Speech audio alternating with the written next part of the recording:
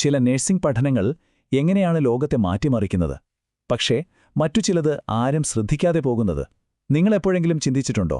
പലപ്പോഴും അതിന്റെ ഉത്തരം ഒളിഞ്ഞിരിക്കുന്നത് ആ പഠനത്തിന്റെ തുടക്കത്തിൽ തന്നെയാണ്, അതായത് അതിന്റെ ഗവേഷണ ലക്ഷ്യങ്ങളിൽ. ഇന്ന് നമ്മൾ നോക്കാൻ പോകുന്നത് അത്തരത്തിൽ മികച്ച നഴ്സിംഗ് ഗവേഷണ ലക്ഷ്യങ്ങൾ രൂപപ്പെടുത്തുന്നതിന്റെ ആ ബ്ലൂപ്രിന്റ് എന്താണെന്നാണ്.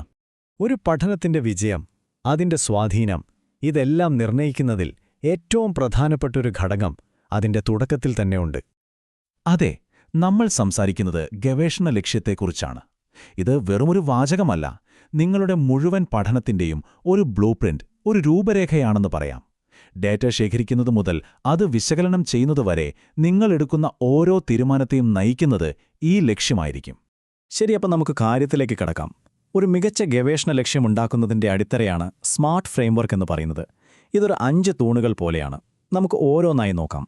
ഒന്നാമതായി, നിങ്ങളുടെ ലക്ഷ്യം സവിശേഷമായിരിക്കണം, അതായത് സ്പെസിഫിക്. വെറുതെ രോഗികളുടെ ആരോഗ്യം മെച്ചപ്പെടുത്തണമെന്ന് പറയുന്നതിൽ ഒരർത്ഥവുമില്ല.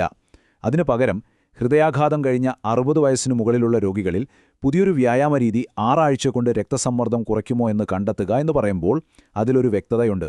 നിങ്ങൾ എന്താണ് ചെയ്യാൻ പോകുന്നതെന്ന് കേൾക്കുന്ന ആൾക്ക് ഒരു സംശയവും തോന്നരുത്. അടുത്തത്, അത് അളക്കാൻ കഴിയുന്നതായിരിക്കണം, അതായത് മെഷറബിൾ.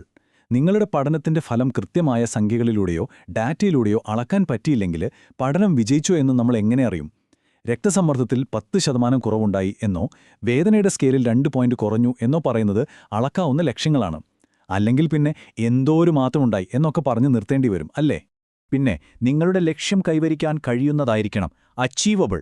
വലിയ സ്വപ്നങ്ങൾ കാണുന്നത് നല്ലതാണ്, പക്ഷേ നിങ്ങളുടെ കയ്യിലുള്ള സമയം, പണം, മറ്റു സൗകര്യങ്ങൾ ഇതെല്ലാം വെച്ച് നോക്കുമ്പോൾ അത് പ്രായോഗികമാണോ, അല്ലെങ്കിൽ പഠനം പാതിവഴിയിൽ നിന്നുപോകാൻ സാധ്യതയുണ്ട്. അതുകൊണ്ട് യാഥാർത്ഥ്യബോധം വളരെ പ്രധാനമാണ്. തീർച്ചയായും നിങ്ങളുടെ ലക്ഷ്യം പ്രസക്തമായിരിക്കണം, അതായത് റെലവന്റ്. നിങ്ങളുടെ പഠനം നഴ്സിംഗ് രംഗത്ത് നിലവിലുള്ള ഏതെങ്കിലും ഒരു യഥാർത്ഥ പ്രശ്നത്തിന് പരിഹാരം കാണാൻ സഹായിക്കുന്നതായിരിക്കണം. ഈ പഠനം കൊണ്ട് രോഗീപരിചരണത്തിൽ എന്തെങ്കിലും ഗുണപരമായ മാറ്റം വരുത്താൻ സാധിക്കുമോ? ആ ചോദ്യത്തിനുള്ള ഉത്തരം അതെ എന്നായിരിക്കണം. അവസാനമായി, ഒരു നല്ല ലക്ഷ്യം സമയബന്ധിതമാണ്, ടൈം ബോണ്ട്. ഒരു ഡെഡ്ലൈൻ ഇല്ലെങ്കിൽ എന്തു സംഭവിക്കും? ആ ഗവേഷണം അനന്തമായി നീണ്ടുപോയേക്കാം. 6 മാസത്തിനുള്ളിൽ അല്ലെങ്കിൽ 1 വർഷത്തിനുള്ളിൽ എന്ന് കൃത്യമായി പറയുമ്പോൾ ആ പഠനത്തിന് ഒരു ഘടനയും വേഗതയും കിട്ടും. അപ്പോൾ ഈ സ്മാർട്ട് ചട്ടക്കൂട് കിട്ടി. ഇനി ഇതെങ്ങനെ വാക്കുകളിലേക്ക് മാറ്റും? കാരണം നമ്മൾ ഉപയോഗിക്കുന്ന വാക്കുകൾ വളരെ പ്രധാനമാണ്. അവ്യക്തമായ വാക്കുകൾ നിങ്ങളുടെ ലക്ഷ്യത്തെ ദുർബലമാക്കും. നമുക്ക് നോക്കാം. ഒരു ശക്തമായ ലക്ഷ്യം തുടങ്ങുന്നത് വിശകലനം ചെയ്യുക, താരതമ്യം ചെയ്യുക, അല്ലെങ്കിൽ അളക്കുക പോലുള്ള കൃത്യമായ ആക്ഷൻ ക്രിയകൾ ഉപയോഗിച്ചാണ്. അതേസമയം അറിയുക, മനസ്സിലാക്കുക തുടങ്ങിയ വാക്കുകൾ ഒഴിവാക്കുന്നതാണ് നല്ലത്. കാരണം ഒരാൾ ഒരു കാര്യം മനസ്സിലാക്കി എന്ന് നമുക്ക് എങ്ങനെ അളക്കാൻ പറ്റും? അത് പ്രായോഗികമല്ല. അതായത് നിങ്ങൾ അളക്കാൻ പോകുന്ന കാര്യത്തിന് കൃത്യമായ ഒരു നിർവചനം കൊടുക്കുക. ഉദാഹരണത്തിന്, രോഗിയുടെ സംതൃപ്തി എന്ന് പറഞ്ഞാൽ പോരാ. പകരം രോഗിയുടെ സംതൃപ്തി എന്നത് ഒരു പ്രത്യേക ചോദ്യാവലിയിലെ അവരുടെ സ്കോർ ഉപയോഗിച്ചാണ് അളക്കുന്നത് എന്ന് വ്യക്തമാക്കണം. ഇതിനെയാണ് പ്രവർത്തനപരമായ നിർവചനമെന്ന് പറയുന്നത്. പല പഠനങ്ങളിലും ലക്ഷ്യം കൂടുതൽ വ്യക്തമാക്കാൻ ഈ 5 ചോദ്യങ്ങൾക്ക് ഉത്തരം കണ്ടെത്തണം. ആര്, എന്തു ചെയ്യും, എത്രത്തോളം, ആരോടാണ് ചെയ്യുന്നത്, എപ്പോൾ ചെയ്യും, എവിടെ വെച്ച് ചെയ്യും. ഈ ചോദ്യങ്ങൾക്കുള്ള ഉത്തരം കിട്ടിയാൽ നിങ്ങളുടെ ലക്ഷ്യം കൂടുതൽ മൂർച്ചയുള്ളതായി മാറും. നമ്മുടെ രൂപരേഖയുടെ അവസാനത്തെയും 3ാമത്തെയും തൂൺ ഇതാണ്. നിങ്ങളുടെ ലക്ഷ്യം ഒറ്റയ്ക്ക് നിൽക്കുന്ന ഒന്നല്ല. അത് നിങ്ങളുടെ പഠനത്തിന്റെ മറ്റ് എല്ലാ ഭാഗങ്ങളുമായും യുക്തിപരമായി ബന്ധപ്പെട്ടിരിക്കണം. നിങ്ങളുടെ ലക്ഷ്യങ്ങൾക്കെല്ലാം കൂടി ഒരു കഥ പറയാനുണ്ടാവണം. അതായത് അവയൊരു ലോജിക്കൽ ഓർഡറിലായിരിക്കണം. സാധാരണയായി ഒരു വലിയ പൊതുലക്ഷ്യമുണ്ടാകും, അതിന് കീഴിൽ ചെറിയ പ്രത്യേക ലക്ഷ്യങ്ങൾ വരും. ഉദാഹരണത്തിന്, ആദ്യം ഒരു പ്രശ്നത്തിന്റെ വ്യാപ്തി വിവരിക്കുക, രണ്ടാമത് അതിന്റെ കാരണങ്ങൾ കണ്ടെത്തുക, മൂന്നാമത് ഒരു പരിഹാരം പരീക്ഷിക്കുക. കണ്ടില്ലേ, അതിനൊരു ക്രമമുണ്ട്. ഈ ചിത്രം നോക്കൂ.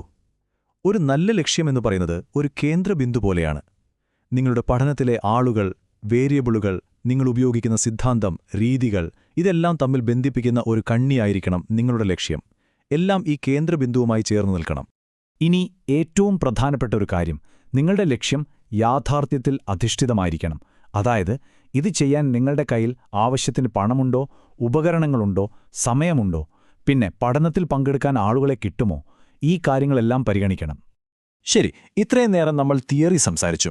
ഇനി ഈ പറഞ്ഞ 3 തൂണുകളും ഉപയോഗിച്ച് അവ്യക്തമായ ഒരു ആശയത്തെ എങ്ങനെ ശക്തമായ ഒരു ഗവേഷണ ലക്ഷ്യമാക്കി മാറ്റാമെന്ന് ഒരു ഉദാഹരണത്തിലൂടെ നോക്കിയാലോ? നമുക്ക് ഈ ഒരു ലക്ഷ്യത്തിൽ നിന്ന് തുടങ്ങാം. പുതിയ നഴ്സുമാർക്ക് നൽകുന്ന ഒരു പുതിയ വിദ്യാഭ്യാസ പരിപാടിയുടെ ഫലങ്ങൾ മനസ്സിലാക്കുക.